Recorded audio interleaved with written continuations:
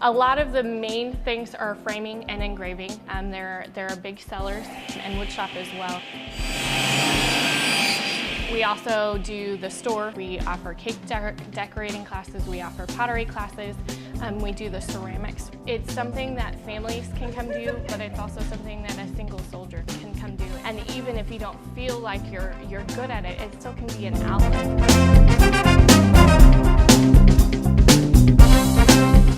It's Baby Big Mouth! Surprise! It's a Baby Big Mouth Surprise Egg Learn-A-Word. Having fun with arts and crafts. B. U.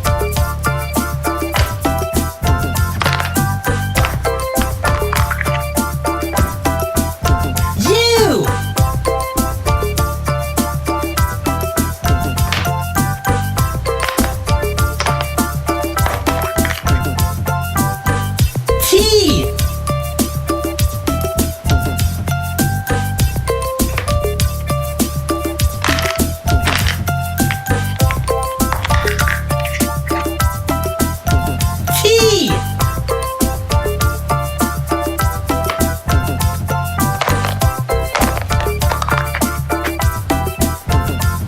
O. N.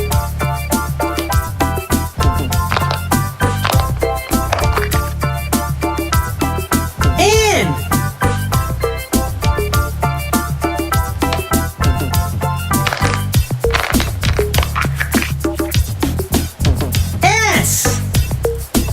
And what's that spell? Buttons. B. U. T. T. O. N. S. Buttons. Now for a spelling surprise. Surprise! Disney Frozen. Shake, shake, shake.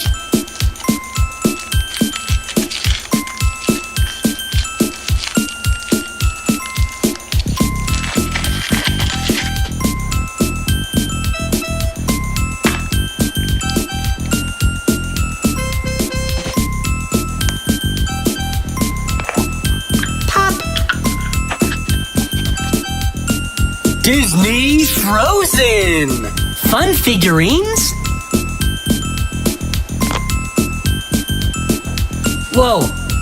Marshmallow. And now a spelling celebration.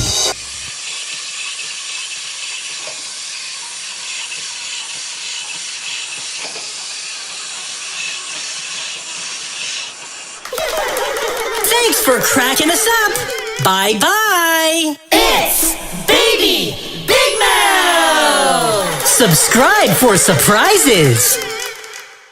Surprise! It's a surprise party with colorful ooze. So let's see what putty colors we have and see what color wins. Ready? Purple!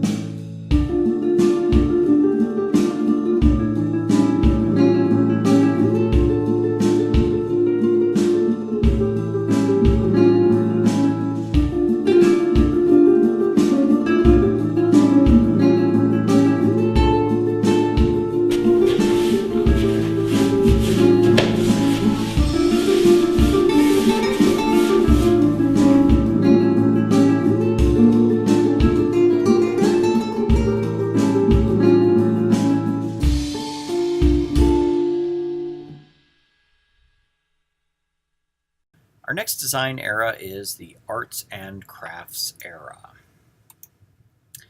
This era spans from about the 1860s to the early 1900s, so it overlaps with much of the Victorian era that we previously looked at, and was very much a reaction to Victorian design elements that we saw then. They were reacting to what they called the impoverished state of the decorative arts. They emphasized traditional craftsmanship over mechanized and commercial aspects of Victorian design. Ironically, this was a movement that saw a great deal of consumer and commercial success. That's how these things tend to go. On the European side of this movement were a couple of standout individuals. The first is John Ruskin. He was a staunch critic of the Victorian era. He wrote about politics and economics, natural science, art, and lots of other topics.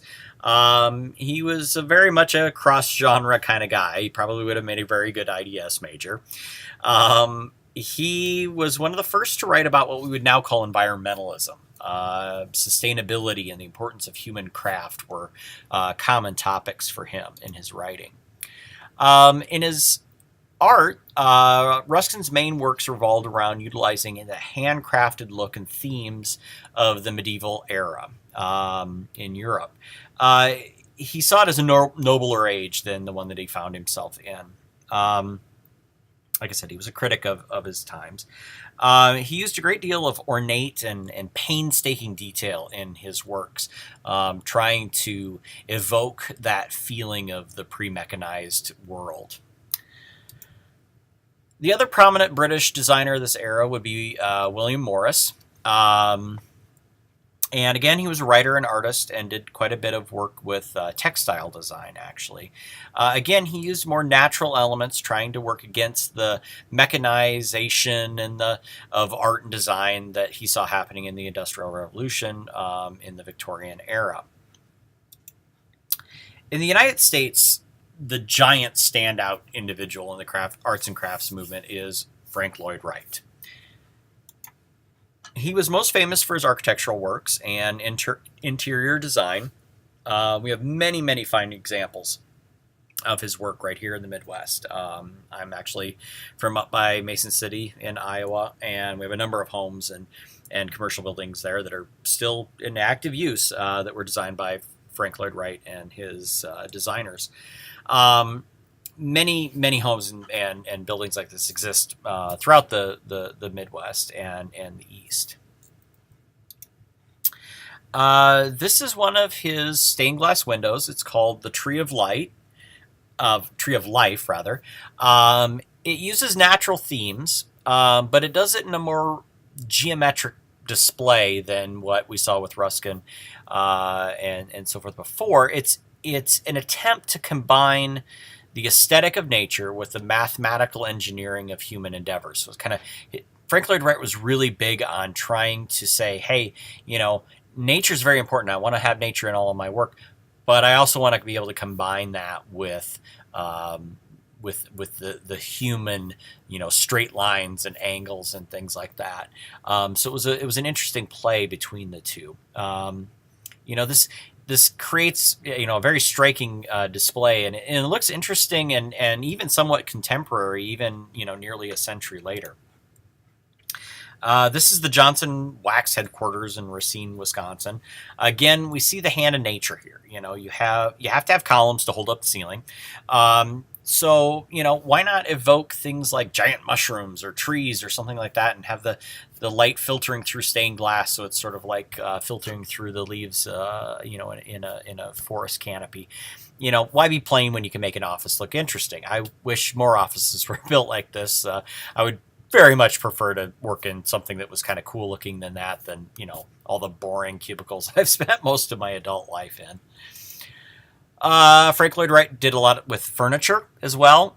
We actually have many examples of this style on the UNI campus. In Lang, there's some excellent examples, and many of the other buildings as well. One of Frank Lloyd Wright's most famous houses is one called Falling Water. And it really does seem to grow from its environment, even though it's these very, straight lines and right angles and so forth, it fits within that spot. It feels natural. It feels as if it could have grown from that spot. There's actually a stream that you see in the picture that actually flows through part of the, underneath part of the house. It's just a fascinating building and wonderfully well executed. There is a video that I have embedded in this section on e-learning. There's also a link here. This is done by Cristobal Villa. I'm not sure if I'm pronouncing his name correctly, but it shows how it's an animation that he did, and it shows how falling water is integrated into its environment, and you can see, how it's supposed to sort of grow from that environment by, having computer animation actually make it grow from that environment. So please watch that video after you've completed watching this video lecture.